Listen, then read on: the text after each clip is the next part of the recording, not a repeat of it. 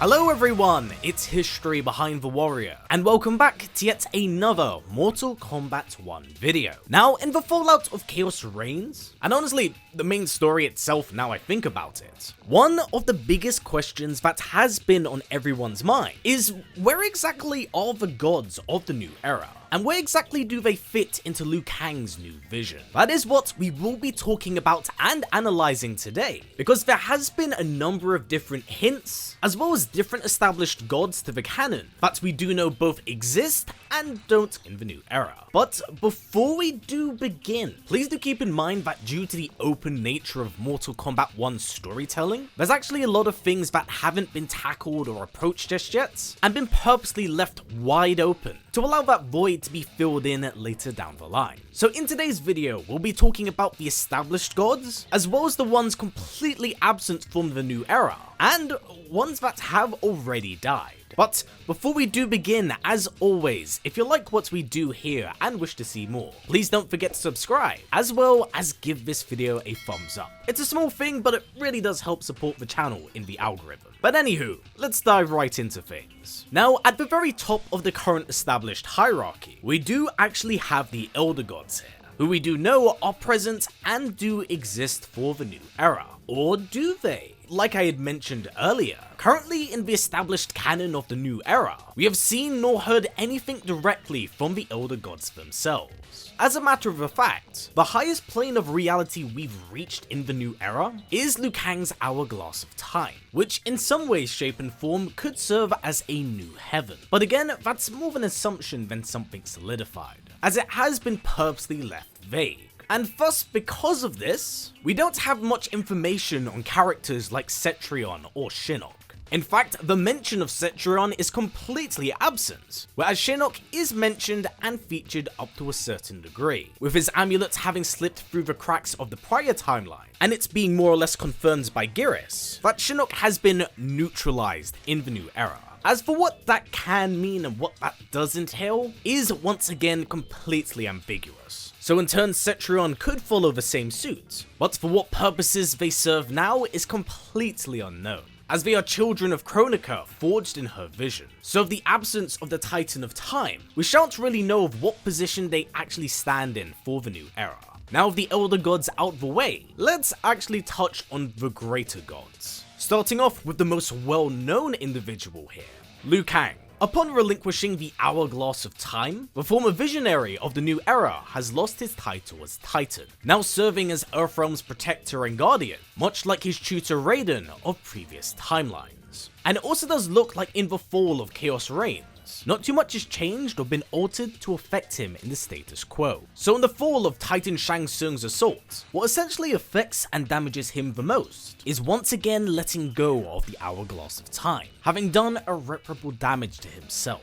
So once again, death is actually a threat to this character. So there's not too much to say that isn't kind of explored in game. Now of course, the Raiden we have here of the new era is more or less a completely fresh slate, being stripped of any godhood and divinity for mortality. So the roles between himself and Liu Kang have been switched. So the Thunderer of this new era is present, just no longer in that of god form, completely stripped of any divine affinity nor magic, as the source of it is Raiden's older amulet. So currently a god of thunder is completely absent in the new era, which now of course naturally takes us on to Raiden's sibling, Fujin. And this is a particularly strange case and scenario, because Fujin is completely absent during the game's story, but is ever so loosely referenced to off screen, with the biggest possible change being the gender bend take on the character, as it's mentioned multiple times throughout many intros.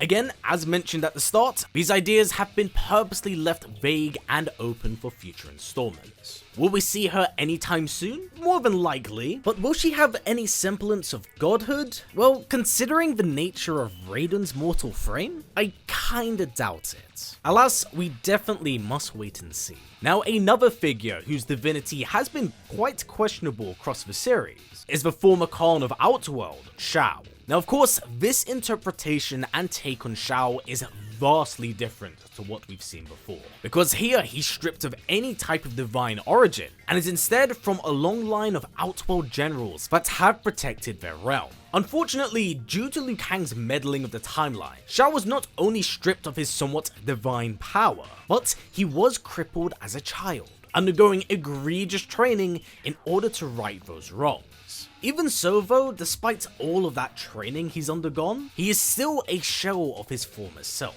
not being quite as strong as his previous form, and not having the same tools nor skills in order to conquer the realms. So whilst he may have been a god in the prior canon, or at least something very close on that level, as the continuity has always fluctuated from timeline to timeline, as you can see. Shao does slip through the cracks here, and is no longer what I would deem as a greater god. Now another figure that has never appeared on screen, but does have some vital importance to that of the Chaos Realm, is the mysterious unnamed Chaos God of the Chaos Realm. For those unaware, at the dawn of the Chaos Realm itself, it was a united land enriched with life and unbridled potential. However, the god that had been designated to protect it, kind of like how Raiden was assigned Earthrealm, would do far more damage than good. Currently unknown nor named, the unknown figure would cause a massive explosion that caused ripples that eternally broke the Chaos Realm, imbuing it with his very essence and tainting any that were born in that world. Now, unfortunately, this is not reflected in Liu Kang's current era. With the Chaos Realm completely absent, it more or less does completely erase the Chaos God from the equation here.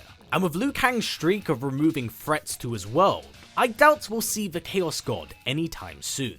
And talking about other gods that may be out of the picture here, we do have the original guardian of the Netherrealm, Lucifer. Now Lucifer is yet another off-screen figure that is mentioned in Mortal Kombat's canon, having been originally appointed the vision of torturing Shinnok, as it was seen as punishment for his assault on Earthrealm. Now, due to the game's extremely heavy focus on Earthrealm and Outworld relations, we spend a very minimal amount of time in the Netherrealm. It's extremely bare, so again, we just don't know his place in the new era currently. But with no Shinnok and Quan Chi originating from Outworld now, it seems like the devil may have complete control over his domain. And this brings us onto a somewhat finale here, as we do get to touch on the lesser gods, who have canonically appeared, and that is the Earth Elemental, the Water Elemental, and the Fire Elemental. All characters that debuted in Mortal Kombat Mythology Sub-Zero, and have once again returned to that of the main canon, but